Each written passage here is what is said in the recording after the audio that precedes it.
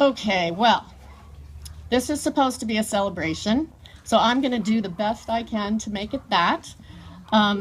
It's a very difficult time that we all face, but I brought notes. And as you can see, it's in big type because as I've gotten older, I've become blind. So I too will try to be brief in order to give others a chance to stand up and say something. But for those of you who don't know me, my name's Patty Ambrose.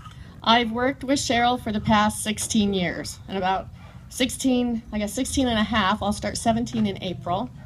And initially I was invited to talk to Cheryl by a friend who was a co-worker there, Mary Beth Dorman. And she said, you need to come in and talk to Cheryl. I think you might enjoy this job. So in the weeks that followed these conversations with Cheryl, I really wasn't sure that it was a job for me. But Cheryl apparently was sure that it was the job for me. So in addition to a working relationship that we had for many years, we also became friends. So that's the blessing and the gift I get to take away today, is knowing that we had that wonderful time together. Cheryl was, she had a very matter-of-fact way about her. In fact, when she offered me the job, I took my time in calling her back, and she said, you know, I'm going on vacation at 3 o'clock today. It was a Friday, and I really need to know if you're going to take this job or not before I leave. So that's sort of how I got into all of this. Again, she just had a very matter-of-fact way, but any of us who really knew her may have seen her sitting behind that desk very calmly, but those little feet were going a mile a minute. So she was balancing a lot. There was always a juggling act involved, and it's so very surreal to be here today. First of all, I have to say that I never thought about this day. I never thought that we would all be here for this reason. In fact, some of our last conversations that I shared with Susan were about the fact that we never talked about this. Why didn't we ever talk about this, she said to me. And I said, you know what, we were busy living. You were busy fixing up a house, and you were starting your life with your new family.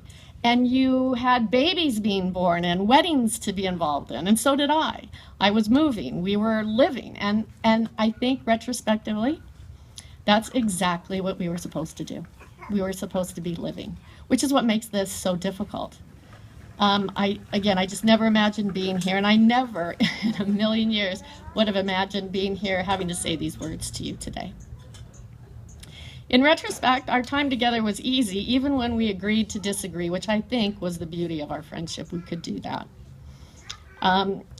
I was at the office on Thursday and Friday this week, and it felt very surreal, I will tell you, to be in the office, knowing and realizing for the first time that she's never going to be sitting in that chair behind that desk again.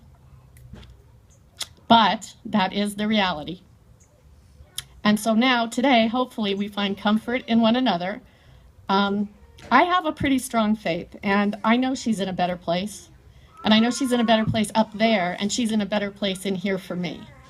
And I'm going to take her everywhere I go now, because she's right in here, so I don't have to worry about leaving and saying goodbye to her. She can go with all of us anywhere we go, as of today.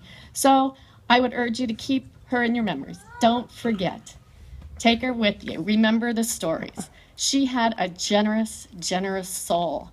Many of you at these tables can attest to that. I know you can. She was always doing the right thing, and if somebody was struggling, she would always find a way to make it right. She did, I was talking to Marie a little earlier, she did manage to walk that very fine line of professionalism and friendship, but she always did the right thing.